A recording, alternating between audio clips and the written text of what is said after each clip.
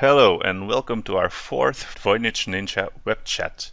In the previous installments, we spoke to established figures in Voynich research, but we like to hear some new voices as well. And that is why today I will be having a chat with Adam Lewis from Puget Sound University. He is currently writing his senior thesis entitled An Anatomy of Failure, an analysis attempt to decode the Voynich manuscript. So Adam, you are writing your thesis about the Voynich manuscript. That's not an everyday choice. How did you become interested in the manuscript? As far back as I can remember, ever since I was a kid, I've always found it interesting. I remember I would oftentimes watch just documentaries on the History Channel, and things that were language or linguistics related always kind of stood out to me. And I just remember sometimes there would be things about the Voynich manuscript on, and it would always just be really interesting to me. I'd also wonder, what is the mystery behind what's actually in, the manuscript? It's just so, I don't know, it just really piqued my interest. And then, as I was growing up, I just found I continued to have an interest in linguistics related things. Just when I was looking at colleges to attend, one of my considerations was if I go somewhere with a good linguistics program, I would still be interested to study this. I actually, when I was, touring around, one of my stops was Yale, where it's held, and I got to actually see it in person, which was pretty cool for me. Yeah. I feel like if I ever go to graduate school, but that's a thing to think about in the future, I would definitely strongly consider wanting to do more with this from a linguistics area. All right. So, how did your teachers or your professors react when you proposed this subject? Did you have to discuss it with them, or? It's not, the most well-known thing, unless you already kind of know about it. But I guess you know that. So I did have to explain a couple of times to different people, what it is. I'd say I'm doing my thesis on the Voynich manuscript, and they'd be like, "Oh, what's that?" I think maybe one or two people have heard of it, but. And then I explained, oh, it's this manuscript, allegedly a couple hundred years old, written in a totally unknown script, gave the whole spiel, and they were like, oh, that's very interesting. All right, so in your thesis, you write about failed attempts to decipher the Voynich, and we've seen quite a few of those lately, so where do you even start? I actually don't look at so many specific failed attempts. Right. I look at a couple of them, but what I end up actually doing is I look at interesting properties of the Voynich manuscript, and I actually look at unrelated but successful decryption and translation attempts from things that aren't actually related to the Voynich manuscript, and basically look at those and see what are the elements here that led to this being a success, or not a total success, and basically pull out from those what is important, what is necessary for you to have a successful decryption or translation attempt of anything, and then basically apply those principles to a couple, in this particular situation, the ones I've looked at so far are more recent attempts, but basically, where did those recent attempts go wrong? Right. Now, of course, the successful attempts are going to be biased in saying, oh, no, this isn't wrong, this is right. But, just looking at, they don't have these certain things. Right. So you told me that you've had a look at the successful decryptions of Linear B and the CIA's Cryptos statue. So what did you learn from this? What did you take from this? So what I took from that, I just kind of went through the story of the decryption of, it was mostly decrypted, of Cryptos, and the entire decipherment of Linear B. And basically, what I learned was there are three, and potentially more. This hasn't been exhaustive yet, but basically there are three. I'm just pulling up my notes here. Yes, Yeah, there are three take your time. elements that at least I determined to be necessary for a successful decryption. Right. And this is based on both of those, and I'm sure if I were to continue researching, I'd find this in other elements as well. The first one is you need a large corpus size. For Linear B, there was one of the reasons why it took a long time, because for the longest time they didn't have any idea where that was going. That was a dead end. Because they was... didn't have enough material, or? Yeah, that was it. They didn't have a lot of material, right, because there were only, so many different tablets or pieces of pottery that were being discovered. Right. There just wasn't a lot of text to analyze, and you can run a statistical analysis on it, but it's not going to be as effective unless you have more data. And it was a similar thing for Kryptos. The sculpture is divided into 4 different sections, but each section is short enough that a statistical analysis can't give you much out of it. So one of the ways that Linear B ended up getting deciphered was just, over time, as they discovered more text to add to the corpus. Right. And the corpus size is important, I think, for 2 different reasons. The first one is, like I said, the bigger it is, the better statistical data you're going to get out of it. Yeah. And the second one is that sometimes you can find something just in a different section of the corpus. And I'll give an example that kind of is the key. Linear B being a good example of this. It's not necessarily that they didn't have quantitatively enough, but basically there ended up being one key tablet that they discovered, kind of nicknamed the tripod tablet, because it had certain key features in it, namely an ideogram that looked like a tripod next to the, I guess, syllabic script for tripod, to give like a real quick overview of that. Right. Yeah, they added onto the corpus, and this part that they added happened to be the key to solving it. So basically a proverbial Rosetta Stone. Yeah, pretty much.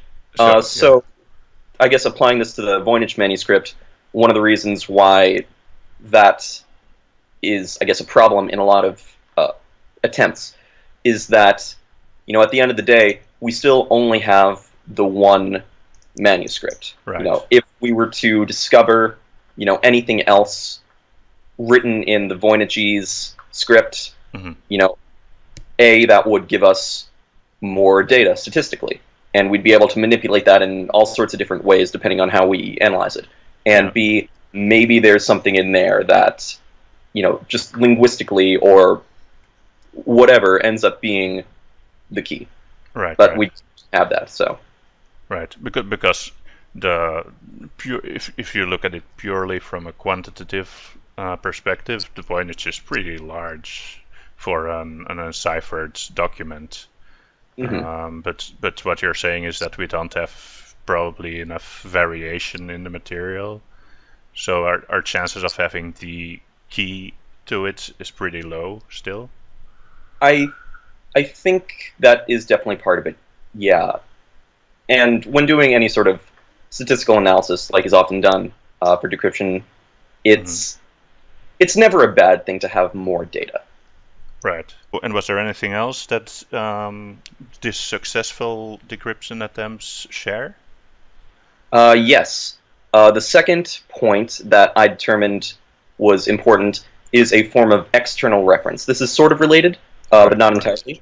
So by external reference, I mean something that basically allows us to say with certainty, yes, this is correct.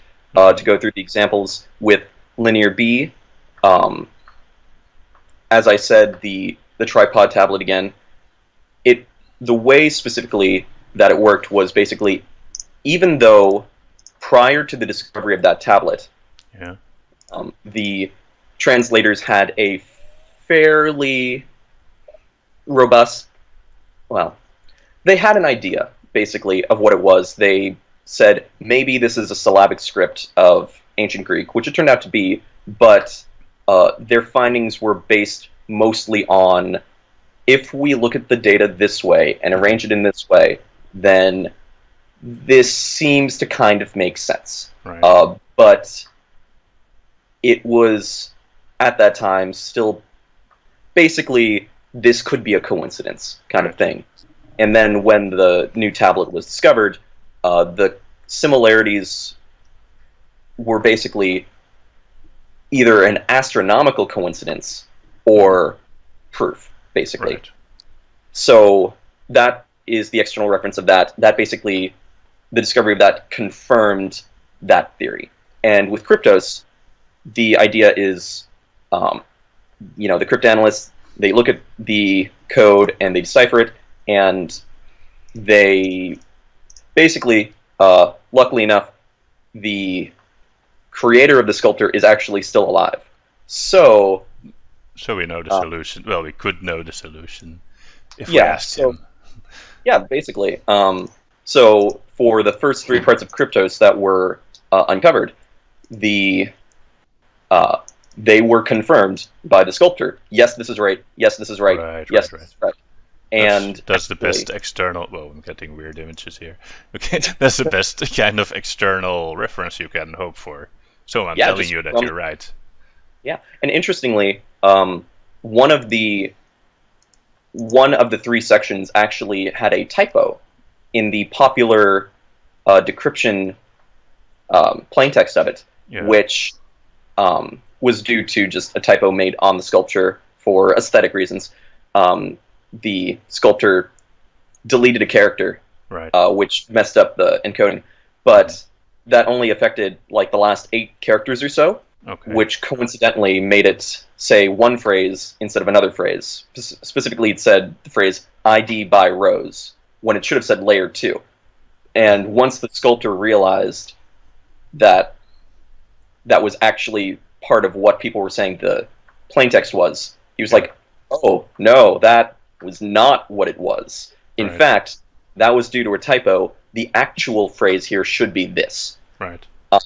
So yes, the authoritative of the author is, I guess, the #1 reference we could ever get to prove that it's right. And Voynich Manuscript having been written like 500 years ago, if the radiocarbon dating is to be believed, and I believe the radiocarbon dating, then the author or authors are dead. So most there's really likely, and I suppose the best alternative we could have to that would be, once again, similarly, if we were to discover more text written in the Voynichese script that perhaps were to give us some sort of confirmation of one of the theories flying about. And it runs into a similar problem. We only have the one manuscript, and there's only so much that you can pull out of a single source. Right. I think. I think that's a very good point, because now a problem you see with so many theories is that it's always based on internal reference inside the manuscript. So you say like, oh, I think this plant is a sunflower, so this word must be this, but it's just one interpretation sitting on top of another, and you're not really getting anywhere. Yeah, and I think that really applies to any good argument in general. You can theorize all you want, but unless you have some sort of proof to back it up, it's always going to remain probably a good coincidence. Right. Okay, and was there anything else that yes.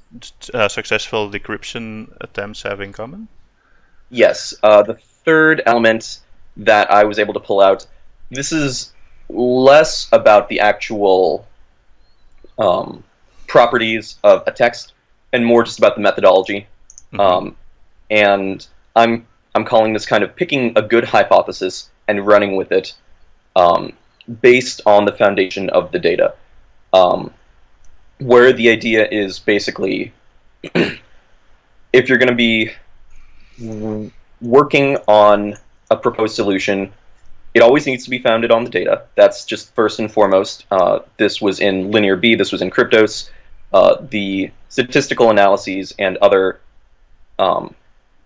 data was always, this is a fact of the text, and it has to be based off of this fact. And I think something that is present in some Voynich attempts are kind of informed by, here's my idea first.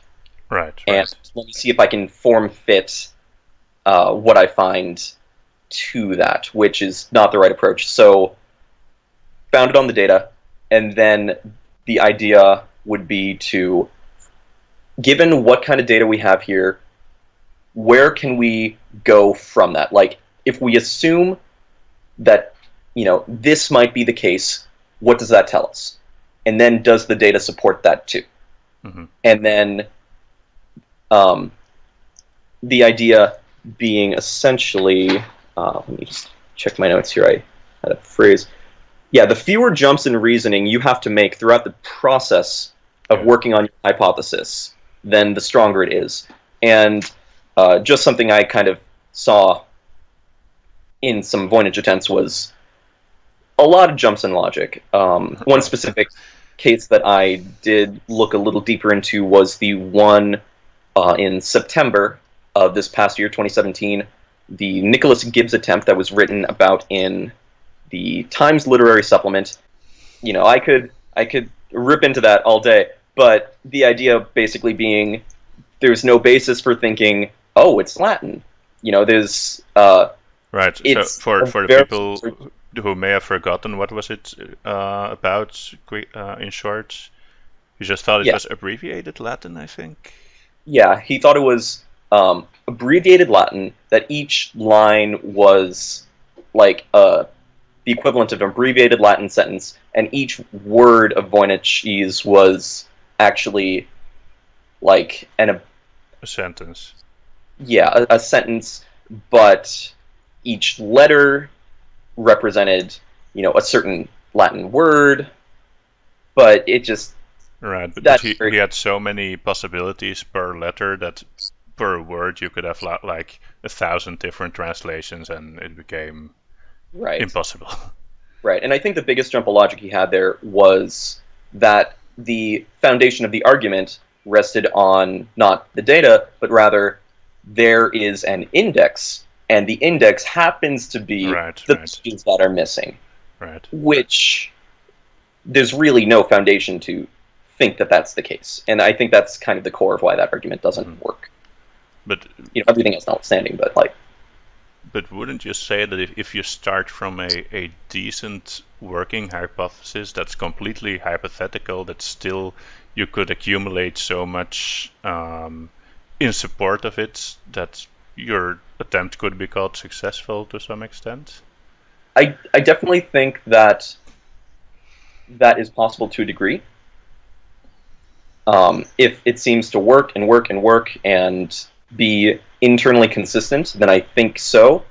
But then we kind of run into the problem of, once again, needing an external reference to essentially verify. So for all we know, maybe one of the existing decryption attempts has been successful and was very rigorous in its methodology, but we can't call it. Yeah. Yeah. Someone also asked, like, you looked at Linear B and the CIA's crypto statue. Those are things that are completely different from each other and from the Voynich manuscript. Yes. Do you think that you may have better chosen examples closer to the 15th century? I think there's definitely room to look at more contemporary examples because cryptography techniques, in the modern day are simply just different from what would have been done before. And I think if I were to continue researching, I definitely would want to look at more contemporary to the Voynich manuscript sources. So far in my research, I just haven't had the time to do that yet, to be totally honest. Um, You are less than half the age of the other people we interview, so you still have lots of time to to catch up with more Voynich research. yeah, Uh, and I think definitely that would be a great opportunity to continue to look into, because one piece of information I read when I was researching was that a lot of cryptographic techniques from the 15th century would be very easily solvable by computers today, which right, is right. worth keeping in mind for sure. Um, Part of the reasons why I chose Linear B and crypto specifically Hmm. out of some of the ones I was looking at to go into deeper focus was I think those two are good examples of, I guess, the two different approaches to how uh, people view the Voynich manuscript as a text. One is as a translation, and the other is as a decryption, Yeah, they which I are think are extremes in a way. yeah, and I guess my mindset was if we kind of isolate coming from this approach, what do we learn? Coming from the other approach, what do we learn? And can we find any similarities in that? Since the Voynich manuscript is looked at often in both of those kinds of ways. Okay, okay, that makes sense. Um, so yeah, you've been studying the Voynich manuscript for about a year now, maybe, or Yeah, I'd say so. I started back in the fall. right. You must have read a lot of opinions and theories about it. Is there one theory that's your favorite at the moment? Yeah, I wouldn't quite call it my favorite because Your least it's unfavorite? yeah. So one of the theories I read was the hoax hypothesis that that the Voynich manuscript was created through the use of a text generation algorithm. The particular paper I read went into detail about the proposed forgers making a series of like cardon grills, That's which Gordon Rugg. hmm? Is that Gordon Rugg's theory? Yes, it was the Ruggs theory Yeah. or Gordon Ruggs theory. I have that paper up in one of my other tabs, but yes, it was that one with the cardon grills.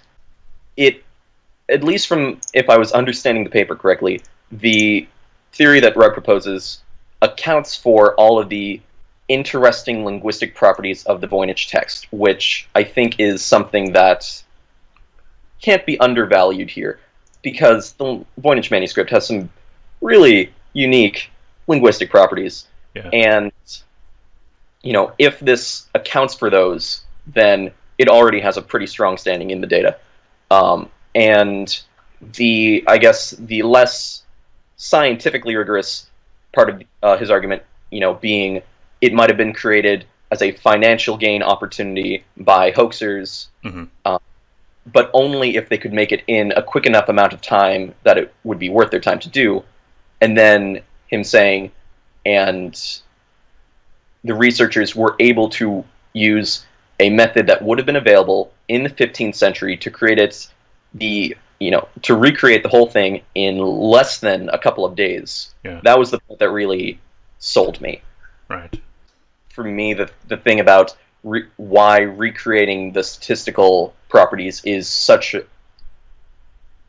I guess why that in and of itself is convincing to me, at least, is because once again, the Voynichese text has such unique properties, very unlike natural languages. And I would be curious to see if it wasn't generated in that way, and it's just some sort of natural language. Then what would be the explanation as to why it has these particular properties Hmm. when many other languages don't? I would just want to know why. What about this language? And if that can explain that and fit in with other things we already know about the text, then I just think it's one of at least the more convincing ones that I've read. Right. In my Okay. Okay. Okay, Adam. It was very nice talking to you. yes, you as And thank you for this interview.